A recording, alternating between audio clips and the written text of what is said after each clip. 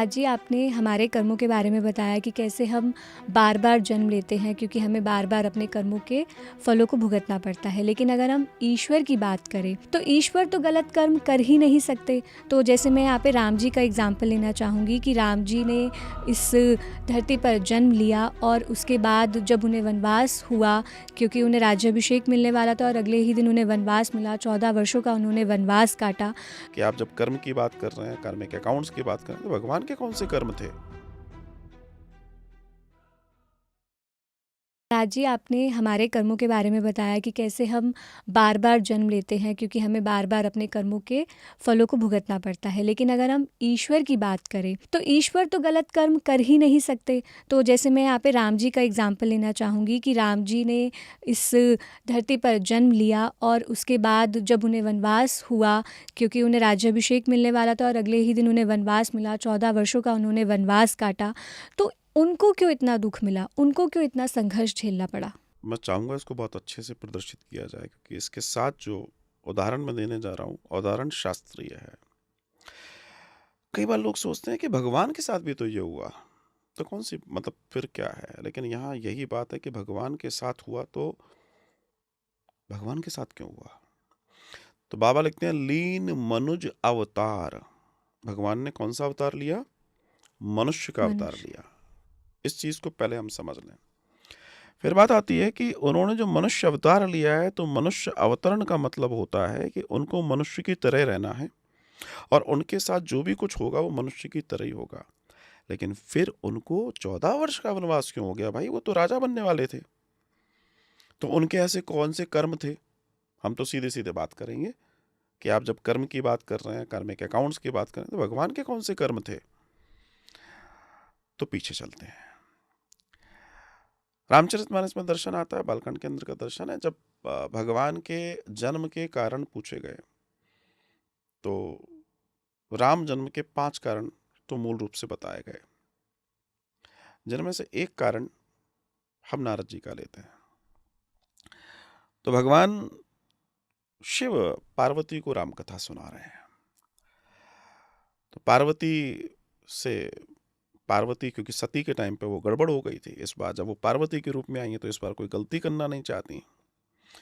तो जिस दिन उन्होंने देखा कि शिव प्रसन्न है, पास में गई और पास में जाकर कहती हैं कि मुझे राम कथा सुननी है। भगवान धन्य धन्य गिरिराज कुमारी बहुत धन्यवाद देते हैं, बहुत धन्यवाद देते हैं। कहते हैं तुमने मेरी आत्मा प्रसन्न कर दी, क्योंकि जो कथा की तुमने बात कही है, उमा कहूँ मैं अनुभव अपना, बिन हरि कथा जगत सब सपना, इतने प्रसन्न है। तो भगवान शिव से ही पार्वती जी ने पूछा कि मुझे कथा सुनाओ। भगवान शिव कथा सुनाते जा रहे हैं। अभी बालकांड में है, तो बालकांड में वो पूछते हैं कि क्यों उन्होंने अवतार लिया। अवतार जो शब्द है, इसके साथ एक शब्द जुड़ा हुआ है अवतरण, और संस्कृत में एक शब्द होता है अवतरणिका, मतलब सीढ़ी। जो ऊपर से नीचे आ रहा है वो अवतरित हो रहा है, इति अवतार। ठीक है, उसको अवतार कहते हैं। तो वो 2-3-4 कारण देते हैं। एक जय विजय का देते हैं। जब सनकादिक पहुंचे तो उन्होंने कहा कि फिर भगवान ने कहा अवतार लेंगे, अवतार लेंगे। लेकिन आपके प्रश्न से संबंधित एक उसके अंदर अवतार की योजना है, वो है नारद जी की। तो कथा ये आती है कि नारद जी, इस कथा को सुनकर मेरे ख्याल से आपके दर्शकों को सारी बातें अच्छे से समझ में आ जाएंगी। तो कथा ये आती है कि नारद जी ने एक बार बड़ा तप किया और तप के बाद उन्होंने कामदेव को हरा दिया। नारद जी बहुत प्रसन्न है, मैंने कामदेव को हरा दिया। नारद जी इस बात की सूचना लेके सबसे पहले पहुंचे शिव के पास, क्योंकि वो जानते हैं कि या तो ये या तो हम, अब तो बराबर के हैं, अब तो कोई समस्या नहीं है। तो शिव जी के पास पहुंचे, शिव जी से कहते हैं कि भाई मैंने बहुत बड़ा काम कर दिया। बोला क्या कर दिया? मैंने कामदेव को हरा दिया। शिव प्रसन्न हुए, लेकिन शिव समझ गए गड़बड़ है। शिव ने कहा कि जितने उत्साह से ये बता रहे हैं, हाँ राम विजय की होती तो अच्छी बात थी, लेकिन काम विजय के लिए इतनी जोर जोर से दुनिया को बताना बहुत अच्छी बात नहीं है, अहंकार ठीक नहीं है ये। शिव ने बहुत तारीफ की। शिव कहते हैं बहुत अच्छी बात है। बाद में शिव जी ने धीरे से कहा कहाँ जा रहे हो? बोला बस और जी से कहूँगा। शिव समझ गए ये नारायण के पास भी जाएंगे, और अगर विष्णु के पास पहुंचे तो गड़बड़ होगी। शिव ने उनसे धीरे से कहा देखो सारी चीजें ठीक है, एक बात कहता हूँ, ये काम विजय की कथा मुझे सुनाई है ना, ये उनको मत सुना देना। शिव जी ने तो इनके भले के लिए बोला था। नारद जी वहां पहुंचे। नारद जी रास्ते में सोचते हैं देखो कितनी जेलसी है, खुद ने विजय कर लिया तो अपनी कथा तो दुनिया को मालूम है, हमारी कथा नहीं चलेगी। और यही था, पूरी लीला थी भगवान की। नारद जी से बहुत प्रेम करते थे। नारद बहुत बड़ा दर्शन है। नारद जी पहुंचे उनके पास, और उनके पास जाके उन्होंने कहा जी हमने ये कर दिया। भगवान मुस्कुराए। भगवान ने कहा बहुत बढ़िया नारद जी, आपने तो बड़ा कमाल कर दिया। बोला हाँ। नारद जी फूल गए। बोला बहुत बड़ा काम कर दिया। नारद जी वहां से विदा लेते हैं और विष्णु अपनी रचना करते हैं। वे नारद जी की इस जो जो जो घाव हुआ है इसको बड़ा करना नहीं चाहते, क्योंकि मद जो होता है ना वो बड़े गड्ढे करता है। बोला ये इनका नासूर न बन जाए। जैसे ही नारद जी निकले, इतने में नारद जी को एक नगर दिखाई दिया जो स्वर्ग से भी सुंदर था। उस नगर का नाम था श्रीनगर। जब वो वहां उतरे तो कामदेव और रति, जो कि सबसे सुंदर हैं, उनसे भी सुंदर वहां की प्रजा थी। उनसे भी सुंदर वहां की प्रजा देख के आश्चर्य में, पहली बात तो इतना सुंदर नगर मैंने आज तक क्यों नहीं देखा। मैं कितने बार यहां से निकला हूं, और इतने सुंदर लोग। वो जब वहां उतरे तो लोग उनको प्रणाम कर रहे हैं। वो कह रहे हैं इतने बड़े सुंदर सुंदर लोग, इतने दिव्य लोग मुझे प्रणाम कर रहे हैं।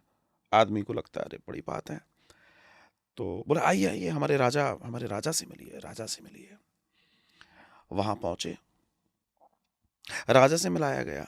राजा बड़ा दिव्य। वहां एक उत्सव चल रहा है स्वयंवर का, और ये जो उत्सव है ये राजा की बेटी के लिए, जिसका नाम है विश्व मोहिनी। जब नारद जी ने उसे देखा तो नारद जैसा संतत्व को प्राप्त व्यक्ति मोहित हो गया। नारद ने कहा क्या है। अब वो होता ही है, नारद त्रिकालदर्शी हैं, तो राजा कहते हैं साहब आइए। जैसे आपने हिमालय को बताया था उनकी बेटी के लिए कि इसके गुण चार बताइए, हमारी बेटी के भी बताइए। तो नारद जी उसको देख रहे हैं, तो उन्होंने ऐसे हाथ कर दिया बिटिया का, देख रहे हैं। तो उसमें लिखा है कि जो जिसका इससे विवाह होगा वो अमर होगा। और उन्हें क्या समझ में आ रहा है, जिससे इसका विवाह होगा वो अमर हो जाएगा। समझ देखिए, माया देखिए। दूसरा दर्शन है कि जिसका इससे विवाह होगा वो अजेय होगा, उसे कोई जीत नहीं सकता। और वो क्या समझ रहे हैं, जिसका विवाह हो जाएगा वो अजेय हो जाएगा, विश्व में पूजा जाएगा। इस तरह की उन्होंने कहा। उन्होंने कहा इतनी सुलक्षणा लड़की अगर किसी को मिल जाए तो उसका जीवन तो वैसे ही बन जाएगा। नारद जी के अंदर कामना आ गई, विश्व मोहिनी के साथ तो मेरे विवाह होना चाहिए। अब नारद जी सोचने लगे मैं करूं तो क्या करूं, स्वयंवर चल रहा है। नारद जी उसी रात्रि पहुंचे विष्णु जी के पास और उनसे कहते हैं कि प्रभु ऐसी ऐसी बात है, आज मैं कुछ मांगने आया हूं आपसे, क्योंकि फिर जो जगत में जो सबसे सुंदर है वो विष्णु है। नारद जी से वो कहते हैं क्या चाहिए। बोला आपका स्वरूप चाहिए, आपका जो मुखारविंद है ये मुझे दे दीजिए। बोला क्या करोगे। बोला ऐसी ऐसी बात है। वो मुस्कुराए। बोला ठीक है नारद जी, मैं अपनी सूरत आपको दे देता हूँ। उन्होंने नारद जी को सूरत दे दी। बोला नारद जी ने जाते जाते एक बहुत अच्छी बात कही कि प्रभु मेरा हित जो हो उसका ध्यान रखना, हमेशा ईश्वर से कुछ भी मांगो, आखिरी में ये चीज़ जरूर बोला करो, मैंने मांग तो लिया है लेकिन अगर हित हो मेरा, मेरे लिए अच्छा हो तो ही मुझे देना। नारद जी ने बहुत अच्छा कार्य किया। नारद जी वहां पहुंचे। विष्णु जी ने बड़ा कमाल काम कर रखा था। दो गण शिव जी ने पहले से पीछे छोड़ रखे हैं इनके। नारद जी वहां पहुंचे और नारद जी जब प्रवेश करते हैं तो बड़े सिंहासन पर नारद जी को बैठा दिया गया, सारे राजा बैठे और उधर से विश्व मोहिनी जयमाल लेके निकली है। अब हुआ ये कि नारद जी और उखड़ बैठ गए। बोला अब तो बस मेरे ही गले में वरमाला गिरेगी, क्योंकि और तो कोई इतना सुंदर है नहीं, ऐश्वर्य नहीं किसी के पास। लेकिन वो आई और आके आगे बढ़ने लगी। नारद जी बड़े परेशान, ये कैसे हो सकता है, विष्णु के दिव्य मुख को भी इसने नहीं देखा, कुछ गड़बड़े लौट के आएगी, पहले देख ले कौन कौन है। आखिरी में जाके एक दिव्य से पुरुष के गले में उसने माला डाल दी। नारद जी वहां से कूद के आए, सामने देखा कि भाई ये क्या है। गण बगल में कहते हैं अपना चेहरा देखो, अपना चेहरा देखो। जल का पात्र था, नारद जी ने उसमें चेहरा देखा, चेहरा था वानर का। विष्णु ने चेहरा कौन सा दिया था? वानर का। वानर का चेहरा देख के तिलमिलाए जोर से विष्णु को कुछ कहने लगे, इतने में सारी प्रजा इधर उधर हो गई। सामने नारायण और नारायणी खड़े थे। वो विश्व मोहिनी लक्ष्मी थी और वो स्वयं थे। और ये देखकर नारद जी बहुत आग बबूला हुए। तो चौपाई आती है कि तुमने मेरे साथ जो छल किया है, इस छल के लिए मैं तुम्हें श्राप देता हूं कि जैसे मैं आज पत्नी के लिए रो रहा हूं, ऐसे तुम अवतार लोगे, तुम अपनी पत्नी के लिए रोगे। और आज जिस वानर मुख का तुम मजाक उड़ा रहे हो, यही वानर तुम्हारी पत्नी को ढूंढने में तुम्हारे सहायक बनेंगे। मैं तुम्हें श्राप देता हूं। एक कारण राम जी का जन्म का ये है जो आपने पूछा ना, कार्मिक अकाउंट।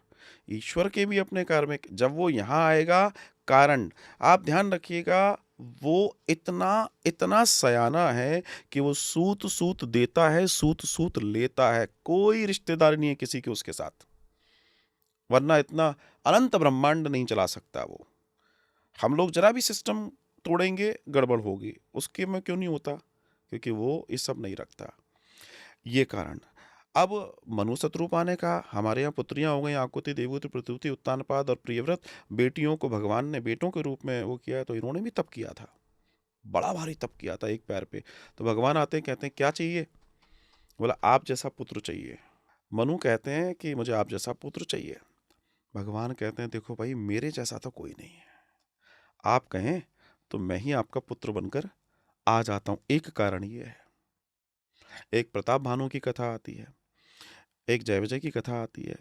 ऐसी कई सारी कथाओं का जो दर्शन है, वो राम को अवतरित होने पर मजबूर करता है।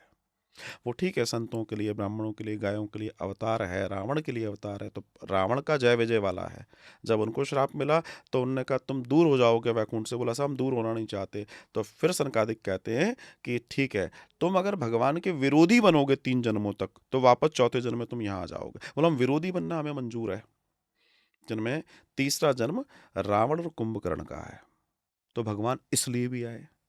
तो ध्यान रखिएगा, जो भी घटनाएं घट रही हैं, उन घटनाओं के पीछे कोई ना कोई कारण है।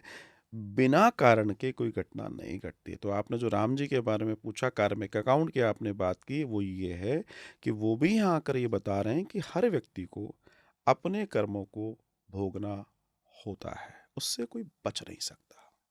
ये सिद्धांत है।